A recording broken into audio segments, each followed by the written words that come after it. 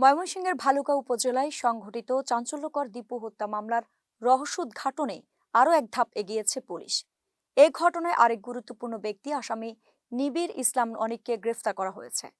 গত 18 ডিসেম্বর 2025 রাতে দীপুকে নির্মমভাবে হত্যা করে রশি দিয়ে গাছে ঝুলিয়ে পরে আগুনে পুড়িয়ে ফেলার ঘটনা দেশজুড়ে চাঞ্চল্যের সৃষ্টি করে। সামাজিক যোগাযোগ মাধ্যমে ছড়িয়ে পড়া ভিডিও ফুটেজ বিশ্লেষণ করে তদন্তকারী দল সন্দেহভাজন অনেককে শনাক্ত করে। ময়মনসিংহ, নেত্রকোনা, ঢাকা ও গাজীপুর এলাকায় অভিযান চালিয়ে গতকাল 31 ডিসেম্বর বিকাল 5:30টার দিকে গাজীপুর মেট্রোপলিটন পুলিশের টঙ্গী পশ্চিম থানাধীন চেরাগ আলী এলাকা থেকে তাকে গ্রেফতার করা হয়। গ্রেফতারকৃত অনেক ত্রিশাল উপজেলার ধানীখোলা এলাকার বাসিন্দা এবং একটি কারখানায় নিটিং অপারেটর হিসেবে কর্মরত ছিলেন। ঘটনার পর থেকেই তিনি কর্মস্থলে অনুপস্থিত। এ ঘটনায় এখন পর্যন্ত 5 জন আসামি আদালতে স্বীকারোক্তিমূলক জবানবন্দি দিয়েছে।